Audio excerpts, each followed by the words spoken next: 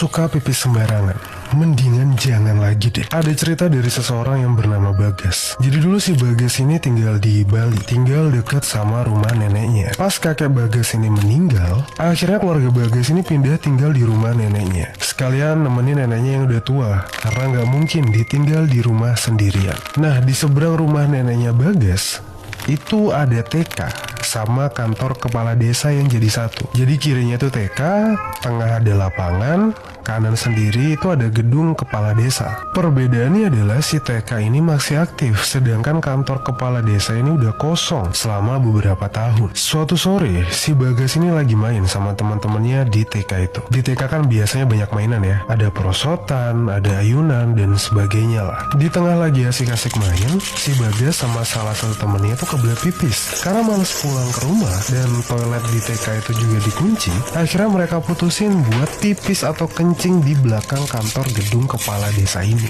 Malamnya, pas bokapnya baru pulang kerja, posisi tengah malam, lagi mau masukin mobil ke garasi, bokapnya ini denger ada yang lagi main ayunan. Logikanya ya, kalau ayunan itu misal kena angin, karena nggak mungkin kan ada yang mainin tengah malam. Kalaupun kena angin, harusnya itu kan bunyi decitannya itu kencang, terus lama-lama berhenti. Nah ini tuh aneh banget. Jadi si bokapnya itu denger ayunannya itu berdecit kenceng banget, dan tiba-tiba aja gitu berhenti. Kayak sengaja ada yang ngeberhentiin, kayak lagi ada yang mainin. Setelah kejadian malam itu, keluarga Bagas ini diteror hampir 1 minggu penuh. Suara-suara lah, penampakan, dan bahkan di tengah-tengah teror itu, neneknya Bagas ini meninggal. Dan meninggalnya itu aneh, ditemuin bekas cakaran di kakinya. Akhirnya setelah rentetan kejadian aneh itu dipanggillah pedanda. Pedanda ini sebutan orang pinter gitulah di Bali. Tapi malah si pedandanya ini kesurupan. Karena udah mulai gak kondusif, udah mulai gak nyaman tinggal di rumah itu, keluarga Bagas putusin buat pindah ke rumah mereka yang ada di Jawa. Dan waktu di Jawa, keluarga Bagas ini diruqyah. Karena keluarga Bagas itu muslim, sedangkan neneknya itu non-muslim. Makanya waktu di Bali dipanggillah pedanda. Dan ditemuinlah penyebabnya, karena si Bagas ini kencing sembarangan.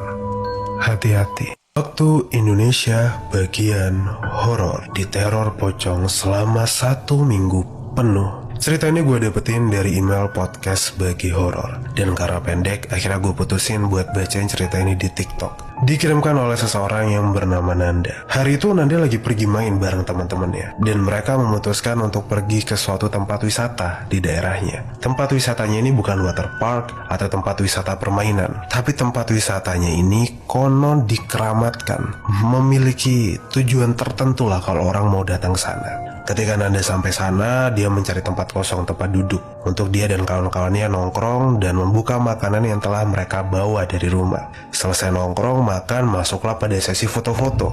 Waktu sesi foto-foto, Nanda menemukan sesuatu bentuknya seperti sesajen. Dan karena dia lagi ngobrol seru-seruan bareng temennya, dia nggak sengaja nendang sesajen itu.